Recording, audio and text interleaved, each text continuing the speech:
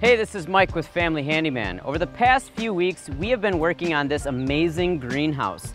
We placed it into this underutilized spot in this garden so that the homeowners could start their seedlings and get a jump start on their growing season, and then transplant them only a few feet away right into their garden. We used cedar and polycarbonate, and it only took us a few weeks to build it. Let me show you how we did it. We removed about 8 inches of topsoil to make room for our base layer of rock. We leveled and compacted the dirt, rolled out heavy landscaping fabric, then added a layer of 3/4 inch limestone. Next, we created a mini retaining wall using landscaping timbers. We placed, leveled, and squared 3 sides of the retaining wall, leaving the 4th side off until most of the rock was dumped. We secured the timbers at the corners with 8-inch timber screws and fastened a pressure-treated board to keep the timbers together at the seams. When most of the rock was dumped and evenly spread, we put the 4th side of the retaining wall up.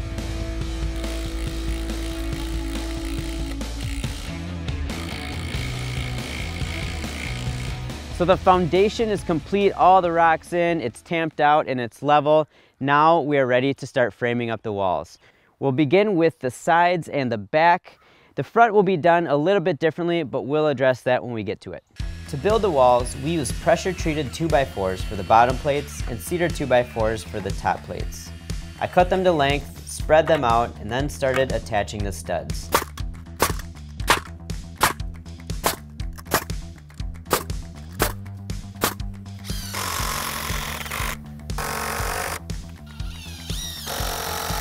Once I built the wall, I added a second pressure-treated bottom plate. And this will make it easier to level out the top of the wall once I get it tipped up. So then I worked on the back and the opposite side walls, which are constructed the exact same as the first wall.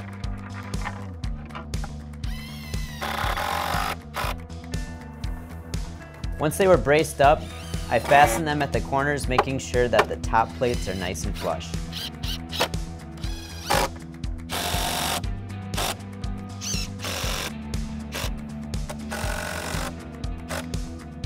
So before we begin building the 4th wall, we're going to spend some time and make sure the walls we have up are nice and level across the tops. We're going to have to take some rock out in some places and add some in underneath the walls. We've got our walls in position and locked in place with these blocks that are screwed to the timbers. That way we level off the right portion of the rock. Once we have that done, we're going to build our 4th wall.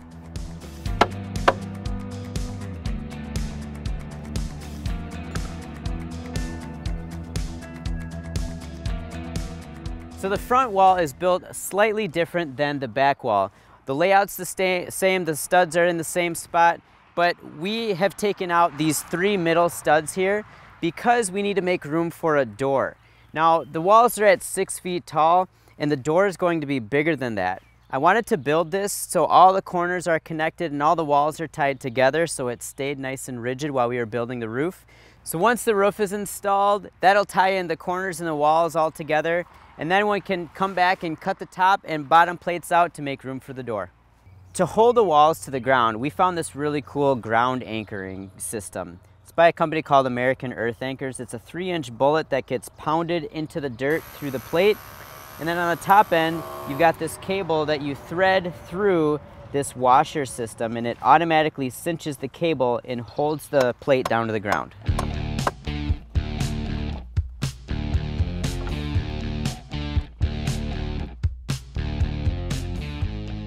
Once the walls were anchored to the ground, I went to each corner and made sure they were plumb and braced them into position.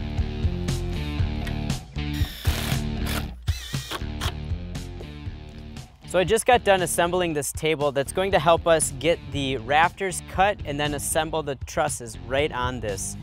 It's going to make this process a whole lot easier. That way we're going to have the cuts right, the lengths right, and everything's going to assemble the same way. A lot faster when you're doing a bunch of trusses like this. I position the rafters on the table, then mark the bottoms to be cut. I then cut the rafters down, put them back on the table, and assemble them with a collar tie. So since our walls are nice and level and we already have this jig built to cut our rafters and assemble our trusses, we're going to use it to also install our gables. So I'm going to double up one of the trusses here and then add a plate to the bottom of this so that our plates are doubled, and then I can install the cripples in between.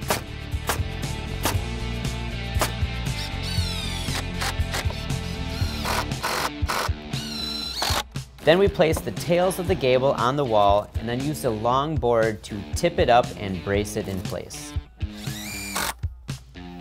Then we fasten the gable to the wall through the top plates.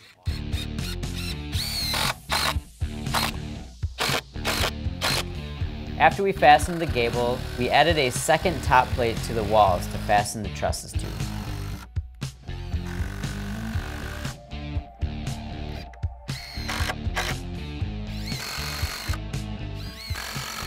Then I cut 2x4 blocking to match the spacing of each stud bay. I attached one of these blocks to the gable 36 inches down from the peak on both sides. This will allow me to add the trusses and keep their spacing even from the studs all the way to the peak.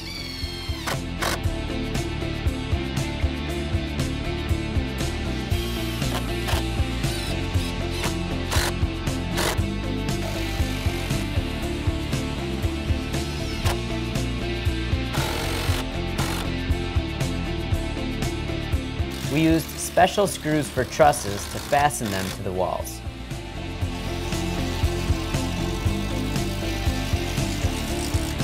So now we're going to work on installing the door. Since our walls are only 6 feet and our door is taller, we'll have to cut out the top plate here.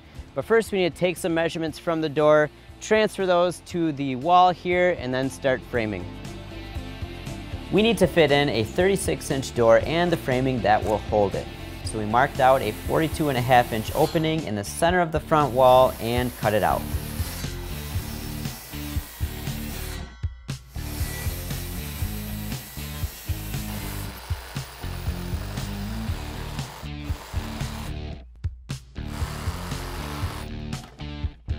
I cut king studs to fit from the bottom plate to the gable truss. I plumbed them and fastened them into place.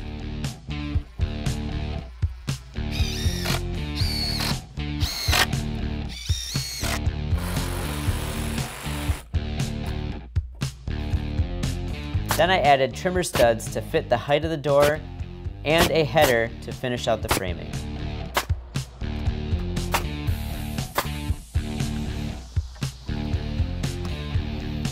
So I've got the door installed. Next up, we're going to install the sheathing on the lower half of the greenhouse. The only thing to note about the sheathing is to make sure that the top is nice and level and to split any seams onto a stud so that both ends of the sheathing can be nailed. So we've got the sheathing installed. Now I'm working on the sill, which is basically a way to get more water away from the greenhouse. Now if it sat flat against here, the water would pool up. That's why we did a small 5-degree bevel on the back side to tip the sill downward. The other thing I've got going on is this drip kerf here, which will allow the water to drip to the ground instead of wrap around the board and weep back towards the greenhouse. Then we fastened 2x4 blocks between the studs to attach the sill.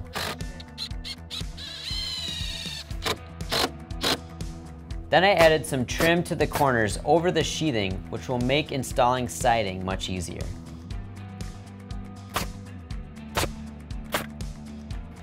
Now it's time to start sheathing the greenhouse. We had a few choices in that.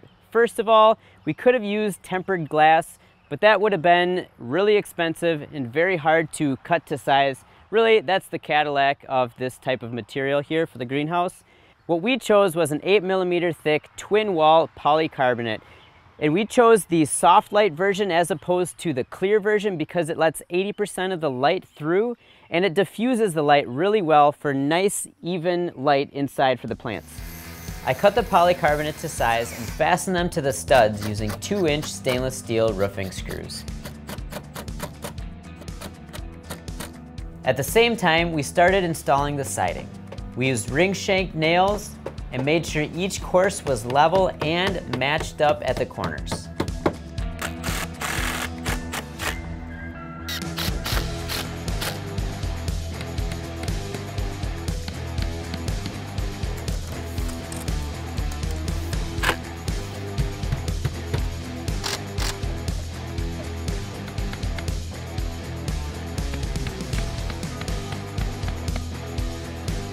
After the polycarbonate on the walls was up, I cut a piece of 1x6 cedar to fit beneath the edge of the roof for the fascia. For the roof, I started by applying a strip of butyl tape down the center of each truss. I positioned the polycarbonate, then secured them with 1x4 battens through each truss. After installing the roof, I moved to the gable ends by installing some freeze board.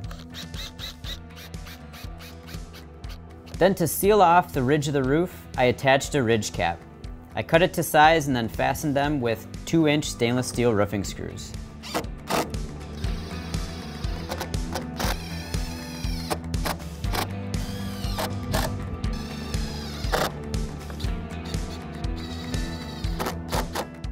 So the outside's nice and buttoned up. We are gonna work inside now, focusing on a few of the features. First up, this bench from wall to wall here along this side. It's gonna be used to set seed trays on and pot some plants. Really nice feature of a greenhouse.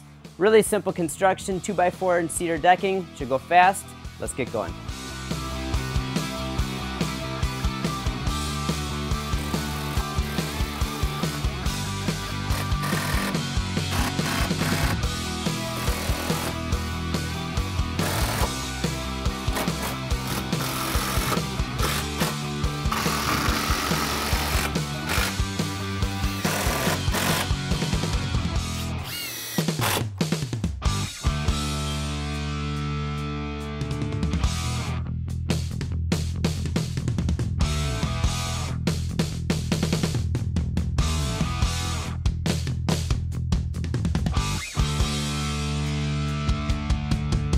As you can see, we're all wrapped up with the greenhouse. We just finished building the benches and they offer a really great working space and a nice space to set your seed trays.